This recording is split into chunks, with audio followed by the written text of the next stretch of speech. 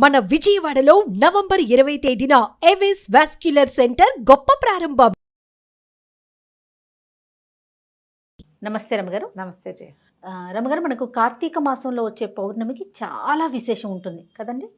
అట్లా మరి ఈ మాసంలో వచ్చే అమావాస్యకి కూడా అంతేనా? ఈ రోజు ఏం చేయాలి అసలు? అమావాస్య నాడు ప్రత్యేకంగా చేసేది ఏమీ లేదు. అమావాస్య నాటికి 30 రోజులు పూర్తవుతాయి. కార్తీక 30 రోజులు పూర్తవుతాయి. అయితే ఈ అమావాస్య వెళ్తూ ఉండగానే పాడ్యం వస్తుంది కదా. అవును, దాన్ని పోలి పాడ్యం అంటారు.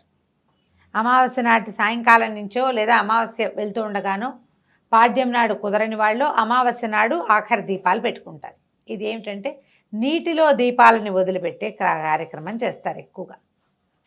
పోలిపాడ్యమికి ఒక ప్రత్యేకమైన కథనం కూడా ఉంటుంది. కార్తీక పురాణంలోనూ చెప్పబడుతుంది. పోలి స్వర్గారోహణ. ఈ పోలి అంటే ఏమిటో తమాషాగా ఉంది. పోలమ్మ అమ్మాయి పేరు. పోలాలు పెట్టుకుంటారు. పోలేరమ్మ మీద నుంచి పెడతారు కదా.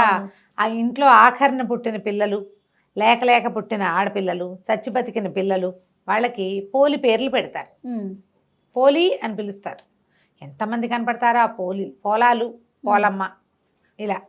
అయితే ఈ పోలి కథ చాలా వింతగా ఉంటుంది. ఈ కథ చెప్పుకుని అక్షింతలు వేసుకుంటారు, దీపాన్ని పెడతారు. ఏంటంటే ఇప్పుడు నెల రోజులు మనం కార్తీకం శుద్ధంగా చేసుకుంటారు ప్రతి వాళ్ళు కూడా. అవును, మిగిలిన ఏవి దానాలు ధర్మాలు అవి ఇవి చేసినా చేయకపోయినా పొద్దున్నే స్నానం, దీపం. ఊర్లలో ఉండే వాళ్ళు ఏం చేస్తారు, చెరువుకి వెళ్ళి స్నానం చేసేయటం, చెరువు గట్టును దీపం పెట్టేసుకోవటం. వెళ్ళేటప్పుడే పట్టుకెళ్ళిపోతారు వస్తువులు, నూనె, దీపం, ప్రమిదలు, ఒత్తులు పట్టుకెళ్ళిపోతారు. దేవాలయాలు ఏవైనా చెరువు గట్టునే ఉంటే స్నానం చేసేయటం, ఆ తడి బట్టలు చేసుకుని సూర్యుడికి అర్ఘ్యం ఇచ్చేసుకుని దండం పెట్టేది. అర్ఘ్యాలు ఇంకా సూర్యోదయం కాదు, ఓ దండం పెడతారు రాని సూర్యుడికి, దీపం పెట్టేసుకుంటారు ఆడవాళ్ళు. మగవాళ్ళు అయితే సంధ్యావందనాది కార్యక్రమాలు చెరువు గట్టునో నదీ తీరానో అలాగే చేసుకునేవాళ్ళు. బావి దగ్గర స్నానం చేసి వచ్చే దారిలో ఉన్న దేవాలయంలో దీపం పెట్టి వచ్చేసే పద్ధతి కూడా కనపడుతుంది. ఈ ఊళ్ళల్లో చిన్న చిన్న పల్లెల్లో దేవాలయాలు అవి లేని వాళ్ళు ఏం చేసేవాళ్ళు, సమీపంలో ఉన్న నదీ తీరాలకి వెళ్ళిపోయేవాళ్ళు. వెళ్ళి అక్కడ నివసించి నెల రోజులు దీపం పెట్టుకొచ్చేవాళ్ళు. తెల్లవారుజామునే 4-3 గంటలకల్లా బయలుదేరి వెళ్ళిపోయి అప్పుడు ఏముంది 6ంటికి పడుకునేవాళ్ళు. సాయంత్రం 3ంటికి లేవడం ఏమీ కష్టం కాదు. అవునవును. ఈ వెళ్ళిపోయి 3 గంటలకల్లా వెళ్ళటము, స్నానం చేయటము, దీపారాధన చేసుకోవటం, తెల్లవారేసరికల్లా మళ్ళీ ఊళ్ళోకి వచ్చేసేయటం. దూరంగా ఉన్న నదీ తీరాలకు కూడా ఇలాగే వెళ్ళేవాళ్ళు. తీర్థాలకు వెళ్ళటం ఇది ఒక విధానంగా వెళ్తుంది. ఇప్పుడు కూడా మనం అలాగే ఇంచుమించుగా చేస్తున్నాం. మనకేంటంటే జనాభా పెరిగారు, జనావాసాలు పెరిగిపోయినాయి. ఈ నదీ నదాలు, చెరువులు, జామలు మనకేమీ లేవు. చెరువులో స్నానం చేస్తే ఏదో పిచ్చెక్కినట్టు ఉంటుంది. స్విమ్మింగ్ పూల్లోనూ వాటిలోనూ స్నానాలు చేయలేం కదా. భూ సంబంధమైన జలాలు కావు అవి, ప్రాక్టికల్ కుదరదు కదా. కాబట్టి మనకు పుష్కలంగా స్విమ్మింగ్ పూల్స్ ఉన్నప్పటికీ మన ఊళ్ళల్లో కుదరదు. అవును, ఏదో ఇంట్లోనే స్నానం చేస్తాం. కుదిరితే ఏదైనా ఒక్కరోజు వెళ్ళి ఏ నదిలోనో ఏ చెరువులోనో చేస్తాం. ఇలా 30 రోజులు చేశాక, 30 అంటే రోజులకి 30 చెప్తాం. తిథులు అవో 15 తిథులు, ఇవో 15 తిథులు. ఈ 15 తిథుల్లో ఒకటి క్లబ్ అయిపోయి ఓసారి 28 రోజులే వస్తాయి, ఓసారి 29 రోజులు వస్తాయి. ఓ రోజు ఎలాగోలాగా లుప్తం అయిపోతాయి, ఎక్కడో చోట క్లబ్ అయిపోతుంది. ఇన్ని రోజులు పెట్టి ఈ అమావాస్య నాడు 30వ రోజుగా పూర్తి చేసుకుంటారు. చేసుకుని అమావాస్య నాడు సాగనంపకుండా పోలి స్వర్గారోహణ పాడ్యమి నాడు చేస్తారు. పాడ్యమి నాడు ఏం చేస్తారు, ఇట్లా తెల్లవారుజామునే అదే లాస్ట్ దీపం. మన అరటి డిప్పలు దొరుకుతాయి కదా, అరటి డిప్పకి చిన్న చిన్న హోల్స్ చేసి, ఆ హోల్స్ చేయడం కూడా మా చిన్నప్పుడైతే నాకు తెలిసి ఈ మందు సీసాలు ఉండేవి చూడు, బాటిల్స్, టానిక్సే బాటిల్స్, వాటికి మూతలు రేకు మూత కదా, ఆ రేకు మూత ఇలా గుచ్చి ఇట్లా తిప్పితే ఆ డిప్ప ఊడొస్తుంది. అందులో ఆవు నేతిలో ముంచిన ఒత్తిని అందులో వేసి వెలిగించి నీళ్ళల్లో వదిలిపెడతారు. అవును, నీటిలో వదిలిపెడతారు. దీపాలని వదిలిపెట్టి మళ్ళీ వచ్చే సంవత్సరం మళ్ళీ కార్తీక దీపాలు పెట్టుకుంటామని అంతవరకు పోయి రమ్మని అమ్మవారిని దీపలక్ష్మిని సాగనంపుతారు. పెద్ద పూజా విధానంగా ఏం చెయ్యరు. ఇంట్లో దీపం పెట్టుకోవటం, ఇది పసుపు బొట్టు పెట్టి అరటి డిప్పలకి దొప్పల్లో దీపాలు పెడతారు. ఈ గంగలోనూ అక్కడ కనపడుతుంటాయి మనకి నదీ తీరాల్లో, గోదావరి నదీ తీరాల దీపాలు వెళ్తూ కనిపిస్తాయి. అరటి డిప్పల్లో చేస్తారు. ఇంత తట్టు మన రైతు బజార్ల నిండా అరటి డిప్పలు దొరుకుతున్నాయి ఇప్పుడు. మనకి ఇక్కడ నీళ్లు లేవుగా, ఏం చేస్తాం, అందుకని మనం ఒక టబ్లో వదిలిపెడతాం. దాని నియమం ఏమిటి, అమావాస్యతో నాడు తెల్లవారుజామున దీపాలు కనిపించడం, వెలుగు. ఈ దీపాల వెలుగులో మన పితరులు ప్రయాణం చేస్తారు. ఇలాంటి దీపం మనం ముందు పెట్టాం. అది ఎప్పుడు నరక చతుర్దశి రోజున, అవును సరిగ్గా నెల క్రితం కదా. అవును, దీపావళి అవును. అమావాస్యకి పెట్టామా? అవును దీపావళి అమావాస్య తర్వాత అక్కడి నుంచి నెల రోజులు చేసాం చూడు, అలాంటివే యమ దీపాలు ఇవి. ఇప్పుడు మన కార్తీకంలో 2 విశేషమైనవి చెప్తారు. జ్వాలా తోరణం ఒకటి చాలా అద్భుతమైందని చెప్తారు. తర్వాత ఇది ఈ వెళ్ళే దాన్ని చూసి దండం పెట్టుకోవటం. మనమే చేయలేకపోయాం, ఎవరో వేస్తారు, దండం పెట్టుకోండి, అది కూడా ఫలితాన్ని ఇస్తుంది. ఈ పోలిని పంపించటము, ఆ పోలిని పంపటం కాదు, జ్యోతిని పంపటం. ఈ పోలమ్మ కథ విశేషంగా చెప్తారనమాట. కథ బాగుంటుంది. పూర్వం ఒక నదీ తీరంలో ఒక రజక కుటుంబం ఉండేది, చాకలి వాళ్ళ కుటుంబం, 5 కొడుకులు వాళ్ళకి. అయితే వాళ్ళిద్దరు భార్యాభర్త బాగానే ఉండేవాళ్ళు. ఈ 5 పిల్లలకి పెళ్ళిళ్ళు చేశారు. ఆఖరి కోడలు పోలి. ఈ ఆఖరి కోడలు ఏంటంటే అది ఇంటి దగ్గర ఒక దేవాలయానికి అనుబంధంగా ఉన్న రేవులో పనిచేసేది చిన్నప్పుడు ఆ పిల్ల. అప్పుడేంది 10 ఏళ్ళకే పెళ్ళిళ్ళు చేసేవాళ్ళు కదా.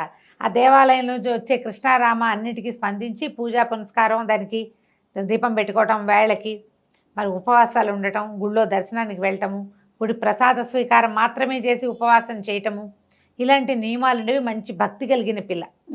ఎప్పుడైతే ఈ భక్తి కలిగిన పిల్ల వీళ్ళ ఇంటికి వచ్చిందో వాళ్ళ అత్తగారికి వీళ్ళ ఊళ్ళో కొంచెం భక్తురాలని పేరుంది, పూజలు బాగా చేస్తుంది అని మంచి పేరుంది, గంగమ్మో ఏదో దాని పేరు. అయితే ఇంత పేరున్న అత్తగారు కోడలు వచ్చాక కోడలు భక్తి ఎక్కువైంది, అత్తగారి భక్తి తగ్గిపోయింది, కష్టంగా ఉండేది. అందుకని ఈ కోడల్ని ఏమీ పూజ చేసుకొని ఇచ్చేది కాదు, విపరీతంగా పనులు చెప్పేది. తను గుళ్ళోకి వెళ్తూ పెద్ద కోడళ్ళని 4 వెంటేసుకెళ్ళేది, కానీ చిన్నపిల్లని రానిచ్చేది కాదు. ఇంట్లో దానికి ఏదైనా కృష్ణారామ అనుకోవడానికి వీలు లేకుండా ఏది చేయనిచ్చేదే కాదు. పని పని పని, పాలు తీయాలి, వెన్న తీయాలి, అది తీయాలి, ఇది తీయాలని 100 పనులు చెప్పేది. ఊపిరాడని రకంగా చేసేది. ఇవి ఎట్లా అంటే సంధ్య దీపం ఇట్లా ప్రదోష వేళ దీపం పెట్టాలి కార్తీకంలో. సూర్యోదయానికి ముందు చేయాలి. సూర్యోదయానికి ముందు ఇంట్లోంచి బయటకు వెళ్ళనిచ్చేది కాదు స్నానానికి. పోనీలే సాయంకాలం దీపం పెట్టుకుందామంటే అన్నీ చేతి నిండా పనులు, ఇలాగే చేసేది.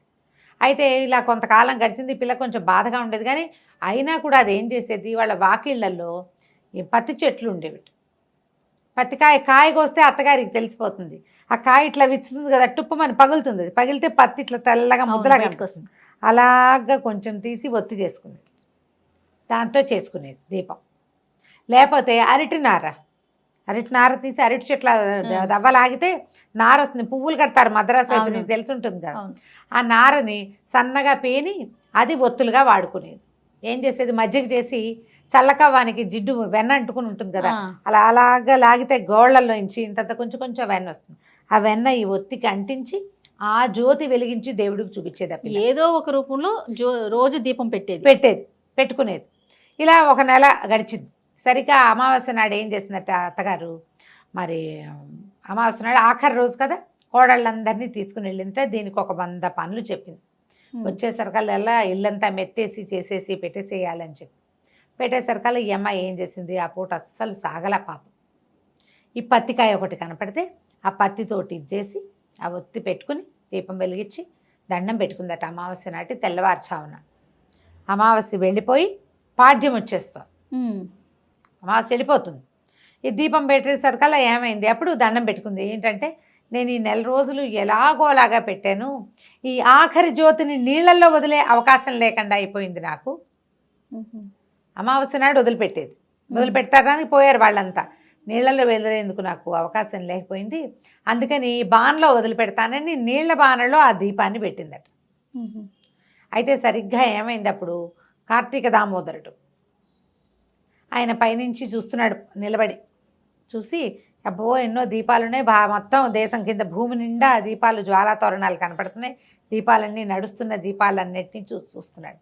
చూస్తుంటే ఒక చోట ఇట్లా గుండ్రంగా తిరుగుతోందట దీపం, బాణలో ఉంది కదా. ఆయన ఈ దీపం ఏమిటని ఆసక్తిగా చూస్తే ఈ అమిత భక్తి కలిగిన ఈ చాకలి వాళ్ళ చిన్నపిల్ల, ఒక 20-18 ఏళ్ల పిల్ల కనపడింది. ఆయనకి ఈ పిల్ల నచ్చి తన పార్షదులను పిలిచి సశరీరంగా ఈ అమ్మాయిని తీసుకురమ్మన్నాడు. ఈ లోపల ఏమైంది, తెల్లారిపోయింది. పాడ్యం తెల్లారితే ఇంకేముంది, వచ్చేస్తారు కదా వీళ్ళు. అత్తగారు తోడుకోడళ్ళు అందరూ బయలుదేరారు ఇంటికి. వస్తుంటే పైనుంచి ఒక విమానం దిగుతూ కనపడిందట, రెక్కలున్నది.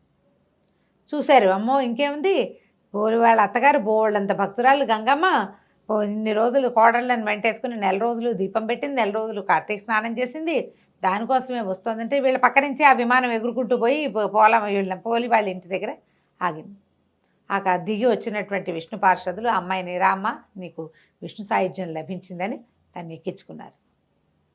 ఎక్కించుకుంటే ఏమైంది, అది పైకి లేచేసరికల్లా అత్తగారు కోడళ్ళు అందరూ పరిగెత్తుకొచ్చారు. దీనికి స్వర్గం వచ్చేస్తోంది మనకు రావట్లేదని అయితే కాళ్ళు వేళ్లాడేసుకుని ఒక కొసకి కూర్చుని ఉన్న ఈ పోలి కాళ్ళు పట్టేసుకుంది అత్తగారు. ఆ అమ్మాయికి దేవుడు ఏవో కథలు తెలుసు కానీ ఈ స్వర్గాలు ఆరోహణలు తర్వాత విమానాలు వాటిలో కూర్చోటాలు దానికి ఏం తెలుసు. అందరు పెద్ద మగవాళ్ళు ఉన్నారని సిగ్గుపడి ఒక కొస కూర్చుని కాళ్ళు వేళ్లాడేసుకుని స్తంభం పక్కన కూర్చుంది. ఆ వేళ్లాడేసుకున్న కాళ్ళని పట్టేసుకుంది అత్తగారు. అత్తగారి కోడళ్ళు పెద్ద కోడలు కాళ్ళని చిన్న కోడలు అలా వరుసగా ఒకళ్ళ కోళ్ళు అక్కడ పుచ్చుకుని మొత్తం ఐదుగురు కోడళ్ళు వీటి అత్తగారు వేళ్లాడుతూ ఉన్నారు పైన. విమానం వెళ్ళిపోతుంది. ఇంతలో ఈ విష్ణు పార్షదుల లోపల కూర్చున్న వాళ్ళు చూశారు, ఎవరో వచ్చేస్తున్నారు, వీళ్ళంతా సశరీరంగా తమతో పాటు స్వర్గారోహణ చేస్తున్నారని. ఆయన యువతలకు వచ్చి ఆ అత్తగారిని చూసి, కోడల్ని దీపం కూడా పెట్టుకొని ఇవ్వలేదు, నీకెందుకు స్వర్గం లభిస్తుంది, నువ్వు ఏ అవకాశం ఇవ్వకపోయినా మానకుండా కార్తీక దీపం పెట్టింది కాబట్టి ఈ అమ్మాయికే స్వర్గం, నీకు స్వర్గారోహణ లేదని చెప్పేసి ఆడు చేతులు తెగొట్టేశాడు, కత్తి పెట్టి కొట్టేశాడు. 4 కోడళ్లతో సహా అత్తగారి భూమి మీద పడింది. ఎక్కడో తలా చోట పిట్టలాగా రాలి పడ్డారనమాట. చెట్టు మించి రాలిన పళ్ళు తలా పక్కకి పడ్డట్టు పడిపోయారు. ఈ పోలమ్మని మాత్రం స్వర్గానికి తీసుకెళ్ళిపోయారు. ఈ స్వర్గారోహణ కథ చెప్తారు. ఈ పోలమ్మని తలుచుకుని అక్షింతలు వేసుకోమంటారు, పసుపు కుంకం చల్లుతారనమాట ఆవిడ కోసం. అట్లా ఈ దీపానికి మనం ఎందుకని ఈ పాడ్యమి నాడు వదిలిపెడతారు. అమావాస్య నాడు కూడా వదిలిపెట్టచ్చు, కొన్ని ప్రాంతాల్లో చేస్తారు. పోలి పాడ్యమి ఖచ్చితంగా పాడ్యమి ఘడియలు వచ్చాకే అమ్మాయిని పైకి తీసుకెళ్లారు కాబట్టి ఈ పోలమ్మని తలుచుకోవటం. ఈ రోజున ఏం ఉపవాసం ఉండరు, ఎవరైనా ముత్తైదుకు బొట్టు పెట్టి ఏదైనా తాంబూలం ఇవ్వటం మంచిది. పాడ్యమి దీపం పెట్టుకోవటం. మార్గశిర శుద్ధ పాడ్యమి పోలి పాడ్యమి, మన కార్తీక శుద్ధ పాడ్యమి బలిపాడ్యమి లాగా ఇది పోలి పాడ్యమి. బొట్టు పెట్టి ఎవరికైనా ముత్తైదుకి తాంబూలం ఇవ్వచ్చు, రాజకులకు ఇస్తే మంచిదని చెప్తారు. పిల్లలు మనకి స్త్రీ వాళ్ళు తాకళ్ళు కనపడతారు కదా మన పరిచయస్తులు, ఎవరికైనా బొట్టు పెట్టి తాంబూలం ఇచ్చి చీర రవికాయ ఇవ్వచ్చు. మీరు ఏదైనా ఇవ్వదలుచుకుంటే ఏది ఇవ్వదలుచుకున్నా ఈ రోజున ఇస్తే కనుక విశేషమైన ఫలితం లభిస్తుంది. ఆ స్వర్గారోహణ కథ వింటే మంచి అత్యద్భుతమైన ఫలితం లభిస్తుంది అంటారు. నమస్తే.